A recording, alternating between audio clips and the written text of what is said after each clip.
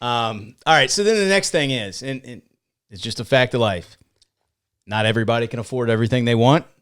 Otherwise, I'd probably have 40 motorcycles in the garage. So you got to come up with your budget. Everybody's going to have a ceiling of what they can spend. Figure out what that is. Only you truly know what that is.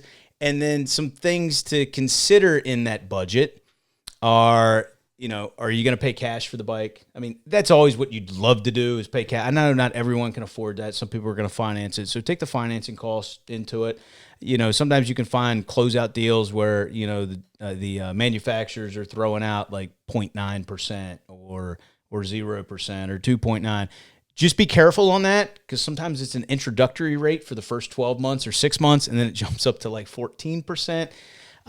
If you're going to finance it, find out what's already available. Do your research, especially if we're talking about new bikes, and we'll talk about used ones too.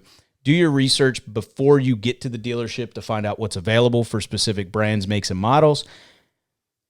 And if they're not doing anything special, it's probably a good idea if you kind of narrowed down your choice already. Go ahead and go to your credit union or your bank or whoever that you have a relationship with or have borrowed money from before to see what they have available because they might have something that's available that's a little bit easier, and they'll give you a little bit of negotiation then on the price of the bike because we don't have to deal with manufacturer dealer financing. And I think that's going to be a common theme in this conversation is research. You just want to be educated on all the pieces, and that way you can make the best decision when you're purchasing a motorcycle. So, no, I agree with you. And whether we're talking about new or used bikes, and I want to touch on that before we get into the next part of it, but not quite yet. One of the other things you need to factor into the price of owning a motorcycle, notice I said owning, not buying, because this is a cost you're going to have later, is maintenance. If you're like me and you work on all your own stuff, maintenance probably isn't that big of an issue. So maybe I just look into, hey, what a parts cost for this one? Because that's going to be a cost to me. But the actual labor hours, that to me, I want to work on it myself.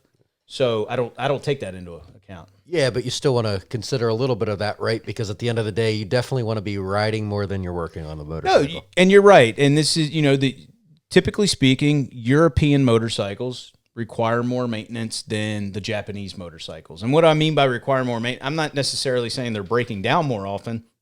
It's just that the maintenance intervals are typically closer. Like, I think my Super Adventure, it's like 18, we're just going to call it 18,000 miles because it's done in kilometers. I think it's 30,000 kilometers, valve checks.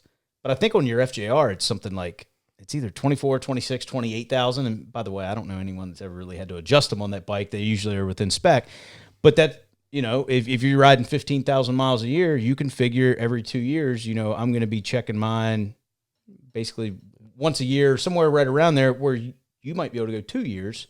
And that was a big deciding factor with my bike. I know that, we can work together and we can do all that ourselves, but at the same time, I have a lot of other stuff going on with work and dirt bikes to work on. So I wanted something that would I can commute on every day and I'm not spending a lot of time working on it. But I got to make back in the garage videos, so I need bikes I have to work on. We'll still find something. So anyway, take that into account. I mean, especially if we're talking about Ducatis, KTMs, typically speaking, a valve, especially for the Ducatis. I'm not real sure on the KTMs, but on valve checks, and when I say valve checks, I mean, they're changing spark plugs, they're changing the oil at that point. You're probably looking at, around $1,000 plus to have that service interval done. And, it might be one of those things where I'm going to ride the bike 3,000 to 4,000 miles a year. Okay, then you divide that out over the course of time and go, well, that service is going to cost me X number of dollars per year. And you've taken that into account in the price of the bike. So just something to be aware of. Do your research on the bike. Most of those types of things like first service, major service, those sorts of things are available on the manufacturer's website. And if they're not, just ask. So anything else on maintenance?